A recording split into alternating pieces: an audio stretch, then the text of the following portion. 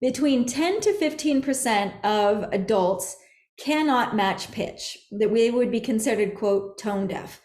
There are studies that say up to 50% are tone deaf, but I think from what I've encountered, 10 to 15% cannot match pitch in adulthood is pretty accurate.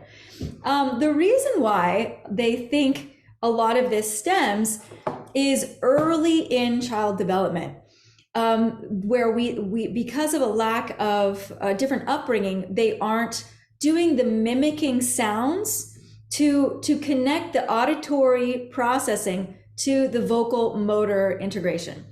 And so this is why it's so important in those early years, through your birth through especially year 2, to do the mimicking sounds, the cooing, like, woo, woo, oh my goodness.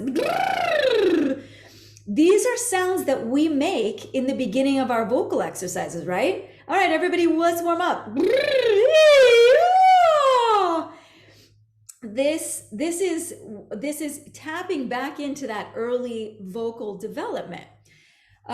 So if they didn't get this early on, they might have that delay or that disconnect. Also, if they didn't sing, this is why it's so important for parents to sing simple songs, even if the parent has a bad voice, it doesn't matter, or putting on those child songs to sing along in the car, because that is the key to connecting the ear to the voice. So that's a big reason why a lot of adults don't match pitch, and what we see in our classroom.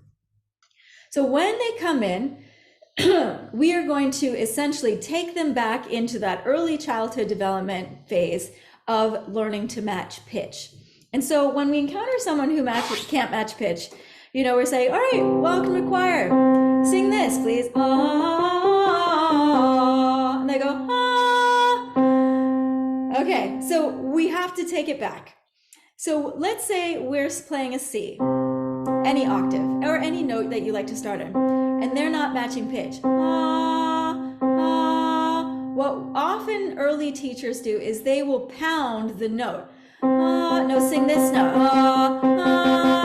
No, this note. Ah, ah. Do you know what I'm talking about? And it just creates frustration in you. It creates frustration in the person, because they're like, I'm singing the note you're playing. They honestly think they're singing it. So we need to slow down. And the first thing I tell people is, don't pound the note and make them come to you. Go to their note. So if they're singing, ah, I just like it. You noodle around, ah, and you find their note. Sometimes it's a micro pitch, but essentially you find the note that they're singing. Ah, okay, there you are. So you find their note and we sing, ah. Then you find the note, and that you sing it with them, ah, as they're singing. So you're connecting your voice to their voice and the piano. So again, they're singing the wrong pitch. Don't make them come to you. Go to them first. Ah. Then what we do, okay, they found the pitch. Now what do a lot of people do? Okay, great, you found the note. Let's go. Ah, ah, ah.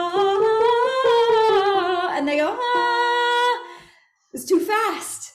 It's too fast. Y'all are such great musicians. But again, we got to break it down. We got to slow it down. So we find them, ah. And then from there, we can go one note up. Ah, see if they can even do that. And they echo, ah, that's fine.